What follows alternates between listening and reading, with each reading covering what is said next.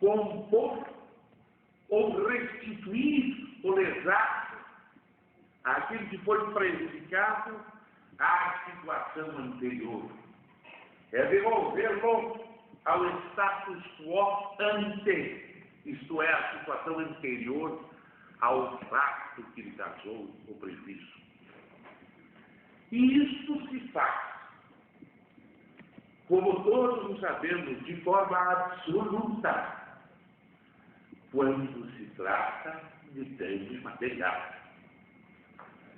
É possível indenizar-se a alguém, retirar-se o dano, recompondo o prejuízo material e fazendo com que o prejudicado volte a ter o seu bem, o seu patrimônio, da mesma forma ou na mesma quantidade que ele tinha enquanto não fosse objeto da ação ilícita de quem o danificou.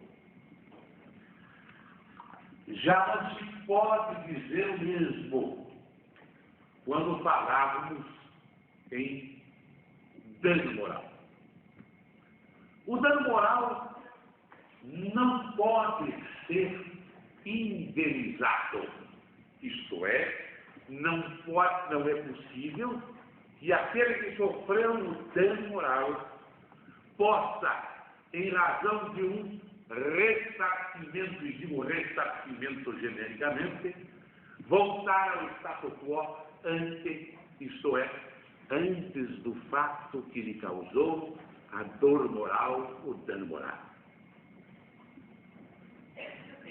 Portanto, se diz que a responsabilidade civil pelo dano moral é passível de reparação.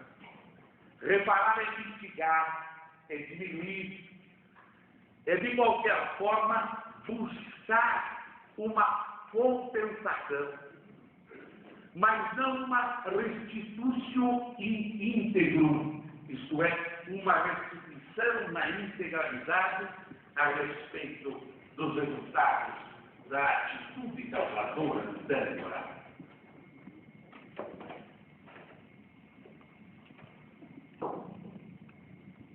Tenho um professor, Celso Antônio Rocha, que ainda hoje, alguns tribunais, e mesmo aqueles mais liberais, que vê há muito bem aplicando e interferindo como legítima a condenação na reparação do dano moral, fazerem esses tribunais algumas conclusões doutrinárias a respeito do ilícito.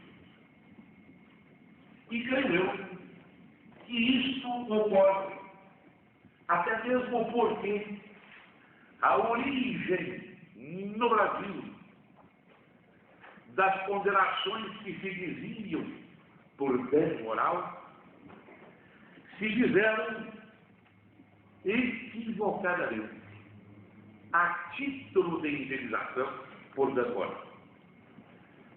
É de 1912 o decreto-lei que regulamentou a responsabilidade civil das estradas ou das ferrovias ou daqueles que exploravam o transporte ferroviário, fez surgir a primeira matiz do chamado dano moral. Este decreto de 1912, 2681, estabelecia no seu artigo 21 o seguinte: no caso de lesão corpórea ou deformante, à vista da natureza da mesma e de outras circunstâncias, especialmente a invalidade para o trabalho ou profissão habitual, além das despesas com o tratamento, vejam bem, além das despesas com o tratamento e os lucros restantes, deverá pelo juiz ser arbitrada uma indenização conveniente. Isto é, além daquilo que fosse causa da eventual diminuição da capacidade elaborativa do pingente ou daquele que sofrera no sinistro com a composição ferroviária. Além de se lhe pagar o que fosse necessário para a sua recuperação, dos dias que não pudesse ser trabalhado, mas que eventualmente ele, vítima pessoalmente, sofresse alguma diminuição de alguma atividade orgânica, ao juiz incumbia levar em linha de consideração esse fato para arbitrar uma indenização conveniente. Pois bem, o transporte ferroviário, nesse período, era efetivamente a forma de locomoção mais constante das massas nesse país. Porque sequer estradas ou rodovias macadamizadas nós tínhamos, e era o transporte ferroviário o meio de locomoção mais utilizado. E nos grandes centros desse país, como o Rio e São Paulo, se hoje as colisões e sinistros são uma constante, que é mesmo pela morte de indigentes, pelo excesso de lotação, pela irresponsabilidade até mesmo do usuário, naquela época os acidentes também, para os índices de usuários e número de composições, era enorme. E se começou de forma pioneira a conceder até também a título, e a expressão equivocada, de indenização por dano moral, começou-se a se propiciar aos pais de menores que morriam nesses acidentes uma indenização a título de dano moral. Inicialmente, com o sustentáculo dele, o menor que exercesse a atividade elaborativa auxiliar para a manutenção da família, compunha um quadro de valores econômicos para a sustentação dos pais e irmãos, especialmente nas famílias mais pobres.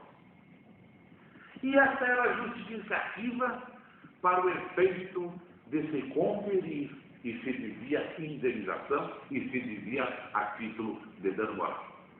Mas já se buscava, embora se falasse em dano moral, que era a dor dos pais pela filha, pela perda do filho menor, se buscava mascarar para o efeito de aplicar a justiça, se mascarar o dano moral com essa desculpa de que o menor contribuía para o sustento e manutenção da família.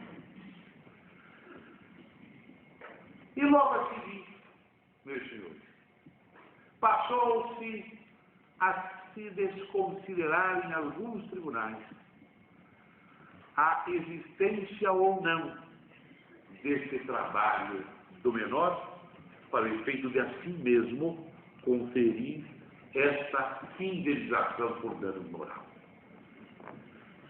A se sustentar de que o menor poderia vir a ser um dos integrantes da família que iria contribuir para a alimentação, vestuário e manutenção ou dos irmãos mais moços ou dos próprios pais. Mas sempre uma preocupação em não exteriorizar, por falta até de fixação científica do Instituto. Mesmo na França, nessa época, não se tinha ainda balizado no campo do droit civil e da responsabilidade civil em França, esses balizamentos no que diz respeito à indenização do dano material e à reparação do dano moral. Numa segunda etapa, o Supremo Tribunal Federal, numa época em que ali pontificavam expoentes os mais dignos e os mais festejados da história jurídica do país. Não que atualmente não o sejam, mas naquela época em que tinham nome e renome verdadeiros juristas, passou-se a dar entendimento jurisprudencial no sentido de que só era possível falar em condenação e reparação de dano moral desde que quem exercitasse o direito de ação fosse o próprio ofendido, isto é, a própria vítima desse dano moral. E com isso se buscava atenuar ou buscar construir o exato alicerce da responsabilidade civil em termos de dano moral. Por que se tentou impor como condição para a concessão da reparação do dano moral a que fosse o próprio ofendido o titular do exercício da ação?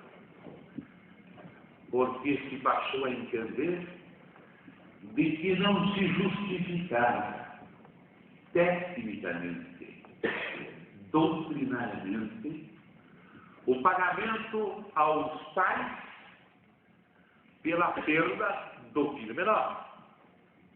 Ora, esta reparação por dano moral era pleiteada pelos pais, é claro, porque o filho já falecera. Era a morte a causa da dor moral e, portanto, este dano subjetivo não deveria ser pago aos pais, mas só poderia entender como dano moral reparável àquele que estivesse a ferir ou atacar o próprio prejudicado, aquele que sofrera a ação danosa moralmente repartida. Mas o Supremo caminhou nesse sentido e em que, de repente, dá de encontro com uma inafastável condição que faria com que a jurisprudência recuasse quanto a essa colocação. E à medida que os anos passaram, e hoje assim sentados, na medida em que nós raciocinamos, vamos e os senhores vão acompanhar comigo. E vão ver um número de situações de fato que podem levar à caracterização do plano moral passível de reparação. Mas este um caso célebre acontece em que uma família, uma viúva e seus filhos da alta sociedade do Rio de Janeiro, quando o Supremo ainda funcionário não existe no Brasil, eis que, através da imprensa, são atacadas contra este cidadão falecido assertivas caracterizadoras não só da calúnia, isso é, imputação falsa do fato criminoso, mas também expressões difamatórias e injuriosas, que são previstas como figuras também censuráveis penalmente na lei de imprensa. quando praticados pela imprensa. Pois bem, a viúva e os filhos exercem o direito de ação e pedem uma indenização, a expressão é essa, pelos danos morais que estavam sofrendo ou que sofreram com a divulgação mentirosa e não permitida daquelas assertivas em relação ao fascismo.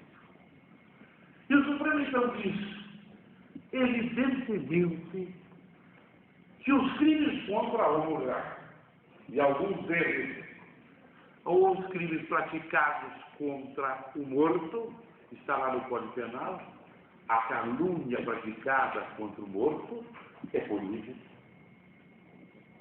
Ora, se em termos de direito penal comete o crime de calúnia aquele que imputa falsamente um fato criminoso a quem já morreu, se transfere a legitimidade para exercer o direito da ação penal a quem? A seus ascendentes ou seus descendentes. Como nessa hora, pensou o Supremo, não temos condições de amparar situações dessa natureza? Sob pena de se dar um salvo-conduto ou uma carta branca para que a imprensa, se ter a imprensa praticar, ou aos particulares, ou a quem quer que seja, se é possível a prática de assertivas injuriosas